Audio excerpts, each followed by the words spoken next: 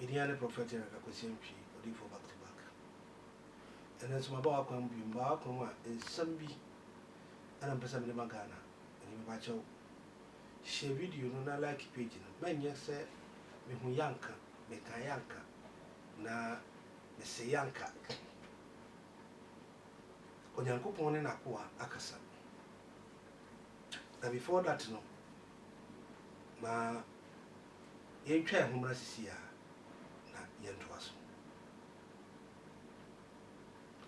Berase. Ni ame pesa me ka che onyina nse ejebo enya bitu. Anape ma sorry me hu cry shada mfa me papa. Ana me hu a abefo ntentan kasie nso. Na me hu yen so me patoti. Me hu yen so. Na wo se ya papa wo su bempa ene Chairman Wontumi. Na Chairman Wontumi de threaten West any warning ene ma wo su bempa. Na ya papa wo su bempa so se NPP for pa omonde no. Do Asante Region akwanchiro de kugu fam no. 60% ko munya. Na nka me de me da se na asoroma mnyino ko a we beka bi. Nanso edi bi bata papa wo su bempa a ye friend prophet wo su bempa Isaac wo su bempa. Na ekwan no anka wo dan ti so kwan ne tene. E kan ko dan de abega se normal. Na me trust din na me hu se mami chia me papa me Church of Pentecost papa me chia wo. Na mami chia mami me dofo made nyina me mami Helena and also America, New Jersey. Papa Josh Adio. It's a high time, sir, as of war. Ghana, Yamaya Bo 18.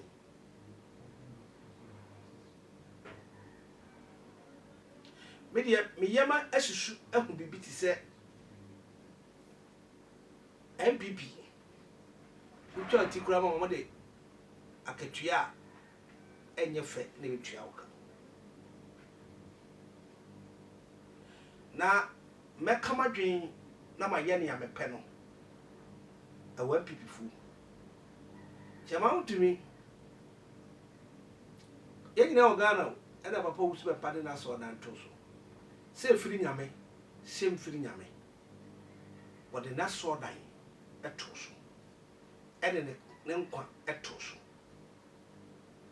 Nti moba nso apa na so dem ena mokoi na nakufu adekoma okoda nyame ase na odi kukuturu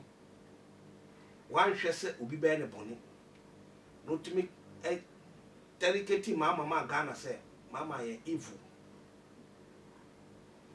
se Ghana for ma kwan na se awu de mama sa be di ade a 2020 no ni bisisi wo man Ghana enye papa. Sa papa yi eye na famu die bia NPP ebe maintain power ampa na kufu ada twa na 8 years no sa papa kuriya na Chairman Wontumi o kana sam se onfa no kwa sam free ho na o kikan sam e kire no e defo ebia meka no me misquoting leading wrong way me pese utie Wontumi nsem a no keka ono akeka NPP Moja. NPP ye moja. Party ni ye moja. Me na be ka kire wo. To so bempa. Sa wo dwen sa wo ye be man na sa wo kasa wo aye yi a. Ena mete so na ma wo. Me se sa wo pa. Me metimi de me sase ato se na matwa. Na me asa de me na wo so bempa me de abrɛ wo. Am wo hu se wo sam ne ntro ne ade a wo keka no. Anya se entimi nka so. NPP fo na ma ya che wo. Etro se na wo ka. Oni agrada kodi agro no obi ka ho obi ni ma de cry fa so ma oni agrada be ya danfo NPP by maharazi asofo bibiri ya kasa harassment a sabi obi no ye bofo na e ya asofo no bi nso e na ama kwan e na lusi NPP siako your friend popular kasi Wontumi sabe and a Canadian Japan council say NPP Party na ye 4 and ama ebinu say abewuram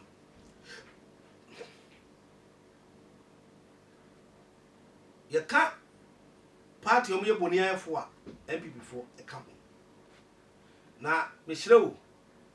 o fa wansan ho bufu a obrewu kuro so owusu be mpanya hwe kora na wotimi ama na kufu ada maintain power 8 years or the fofie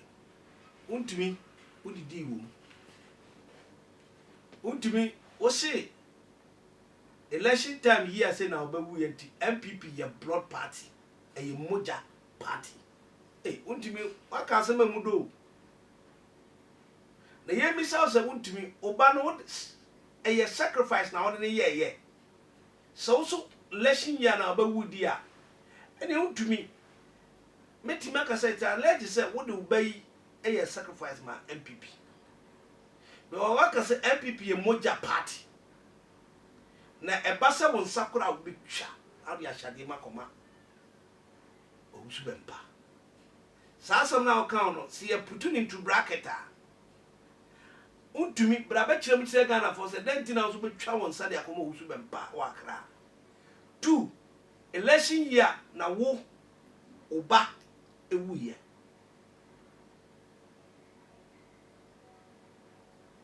ana misusu egest se odo ba ye bibi wonu masemo mo de mesramo Wontumi asemo kan susu ha no muntie kakra ma me ebro titimo wusu bempa osu bempa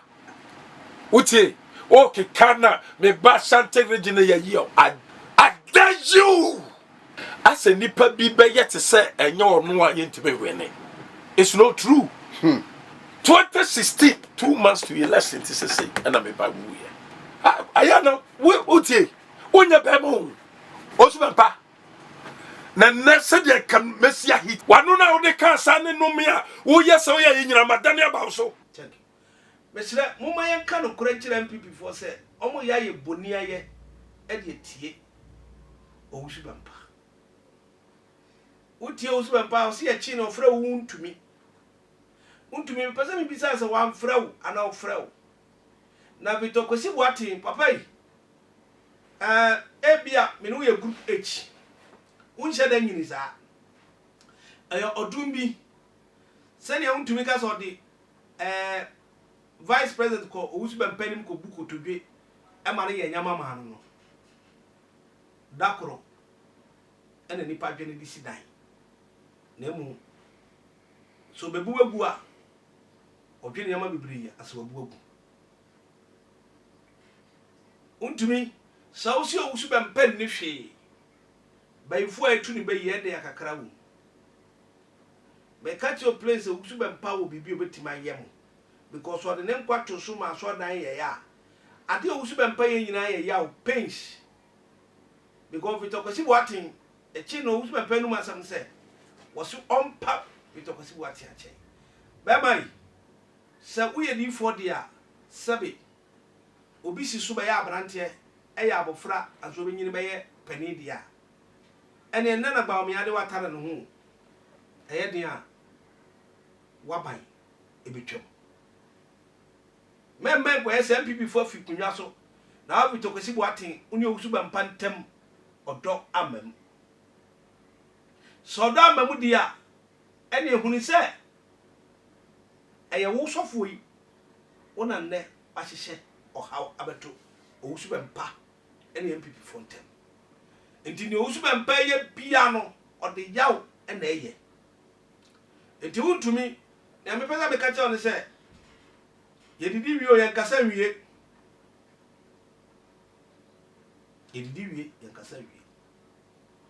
ade a papa owusu bempa so ba kuma so ba ye na munya 60% no wo de MPP ani onya ba kokoshe bolem kuma so bolas akasia pa miensa o kuma se me madi maka se this year MPP asantima beto abatia mo enti Wontumi mesrawo tietia break na kasa dodo mfumso oye dai empem watimi do sense ubo se sofo bia ni ho untumi mame ka sam chiro o se sofo bia ni ho meme nko amesi enko ametimi de wa ba fam untumi mi ametie metimi atwe wa ba fam untumi uni baabi ko se uni bibi ya eye kwan ofa so tu galam sei ene kwan abafa so aba ho ba o galam sei na mom ubetimi ehu sika uni midie na watimi aka se megura baabi mama bɔ me ho ban wo misika sam ho be se onyankopɔn di tumi ama obi eye ne nsa na ade hyehyɛ owusu bempe no nse se bi anim untumi man kan se ga na asɔfo se obi ani hɔ akwala 2 years betima ma untumi bɛka da mu hwɛ wia ya metie ituda korope betima ma untumi bɛka da nti aya mu kasa amonto mo boase na sofo bi ani ho mehwe aboronya so kɔtena so de ne ka abeto so na sabi aboronya sika na kasa uti sika toy unti sika to kata ni usu bempa ne wirie eye no na wa aboronya wudidim na ade saka na akogya se ni fie ka bia ho hwade ye mpese be ka che papa usu bempa ne se atofo ama aboyi amwasen ahwene nka because ahwene ka ho be didi na ankore hunu ene didi kamene papa wusu be bank obeka na no atum no wa prove akire NPP se bodamfo usare yare kora bodam ne kakra ho ye nsa bodamfo yare man position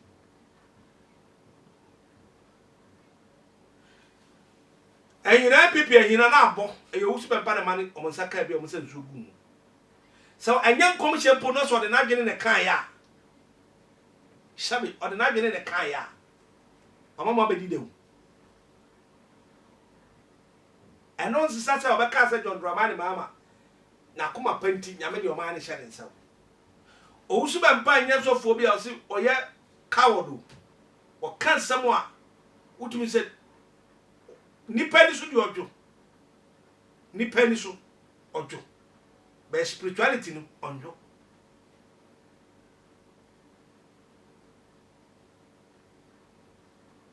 sa wo so de ne ko anifie ho no de ba me atra so bu kotodwe so bo bompa ma na yade adifo ma me kire adifo na betima hira o betima fanya sakwan so agye ka kire wo kotodwe na wo si obuya oye direction amamu no na wo si oni hwe no oje anuonyam de ma ba umiani firi ni nsam because of wo ni masemti aniti na ma wo super pass and declare no say NDC fo be win city na ka mo hu na mo ne tena se asodwe mu a ka bia 2028 ka mo tima sa aba bi machi papa yi mo aguna ni machi ni se ni pa ye ni bia ma ye utumi se ne abere ni nkaso se ne tumi free NPP nsam a untumi betimi anya asomdwa atena Ghana untumi benya asomdwa atena Ghana ne ameka chon se untumi se wo ye nipa ya pra nwira fi ufia wo so friend the ball akotugu no mesro bibi betimi fi ufia you don't have idea untumi be cancer kasi we se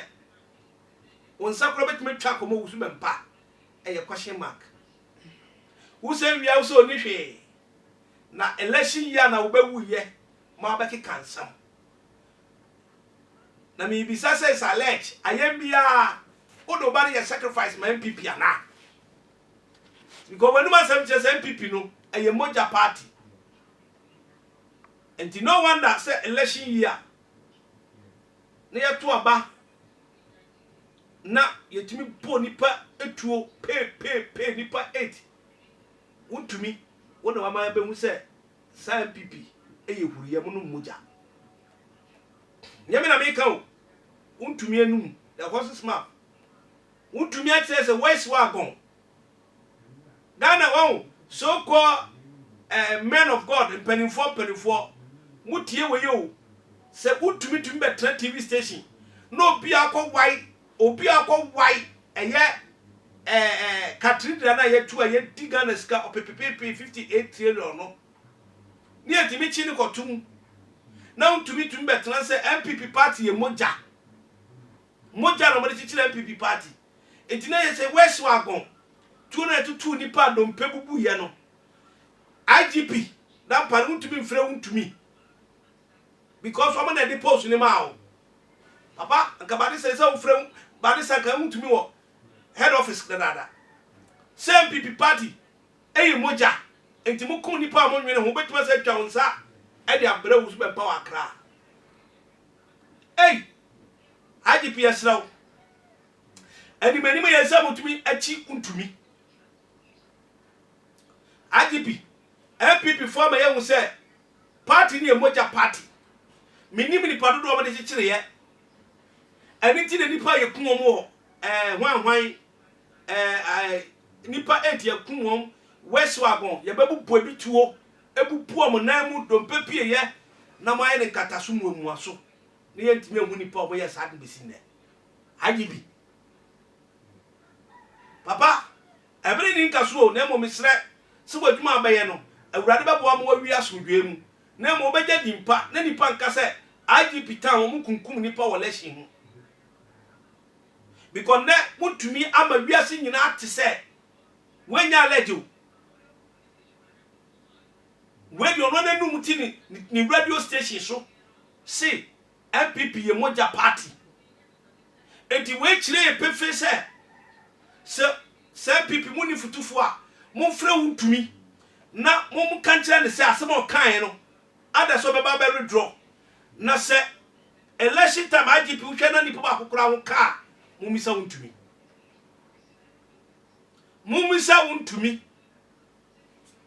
se wuntumi so betwa ne sabra wusu bempa eni bibia koso onu wusu bempa ntem ti no tumi didi wusu bempa tem no Ghana sofo is the high time and ye advising members of the church and some be on to abanfanko Ghana e ba akopɛ Ghana nya mienu se mekwa dile mu ekoto aba mo bi papa ma nya dwuma ye no no twam ade ye de sare adi nanim na me de mimi twam a na ma parking Ghana e ba akopɛ o bene de wuntumi se obi na beka sa ya kayache no papa da mpare wan hwe adache de nuguase e na beko wa humjiem ye modi papa o Ghana se wuntumi atini abetena ni radio station atumi akasa NPP ye moja party ene se nipa ye pom to westwagon nipa ye pom to election time o was se Brumem area nipa 8 no biye no na che se eye trimodin o eye trimodin NPP Party wuntumi se mo ye huru ye mo no moja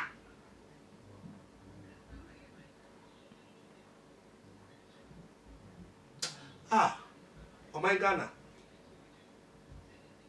mo hwe oh my Ghana so sorry na mpanifo bi sei omo from sunsun wiase no mo koyi omo wan nipa 8 ye kun omo emfaso bi ani so mo ma bamba nipa 8 e pomtuo enkurudi ya sojafo ankosi hu kaso ye poseja ni tuo ye hu nsa criminal bo tuo yi ene abamu mpanifo na twetwa pictures ene nam social media so enne sabusu na hwiri o yes abeto aba aka 2 months na untumi abetena ne TV station so se NPP moja party momisa untumi se eye kasa inform so na ba mu ene omra me pacho se omini no kan de ene IGP to nsafre untumi se on the threat abese Ghana fo bi mu akoto aba akowu aba 20 obi wuye ane NPP enyo bi na kasem nkofie o enyo bi ene kasem nkofie utumi ya afa oba fa ne kwa bodyguard so they also election years ya na oba wuye ntubet message twansa ene afa oba no kwa bodyguard no bi tutu obona Saudi ya kusi NPP Party NPP Party ne moja party Wontumi ukasa ayama yen control kasa. Si yen control kasa obi ti se gba omi na mo ma ne downfall. Ono vo me di any prophet Eric Akwesi Antwi. Na aha attention TV. Ma me fa sa se mo nsi ha. Ya papa Usbempa, I feel pity for you. Who you do for but one training part of Wokobon? I feel pity for you. I feel pity for you. Papa Usbempa go to the Nakacha and say, on phone from us one child. We nipa. I did be what people in San NPP, why ya bomb Pia, a day Yawakumobi, and your how they're moving, Papa. Konko to Juankasa, what do you get a year away in Konko to the running for child. Because me nimsa ubada so I say want to meet my back at Tanzania. Sakamene wa come on what to. No more on Yankopon, Temwa for a Dimas. Or of what, tear me. And I be Yankopo ya David Chile. Simply, Cassia Power for me. A tough form. Na play to me who nipa a yede dia. Ghana, you knew Sassy and the Muja people be yes, idea. Yes, sir. Yamedia Chilami in the Ghana Penibia war plane. Ghana Penibia war plane. Mr. I'm most sorry. Maso for mudi o mudi dada mo kono mo mo mpaibo me so kura me hu ye kusu bo mpai play bet sia to form na nyama e be sei na ano ode nipa be twiro mo kwa ano ode Ghana asofo nyame asofo mo me so ye mo mpai ma Ghana na Ghana ye ono ba ko pe ye ni Ghana mi ni me saw onyame adana di mesi play be better from ne Ghana nipa pani bi dia o me so ne mo pai father para we o si an share combat e so ade hu anya me dia se me beka se Ghana so fo nyina so ne mo pai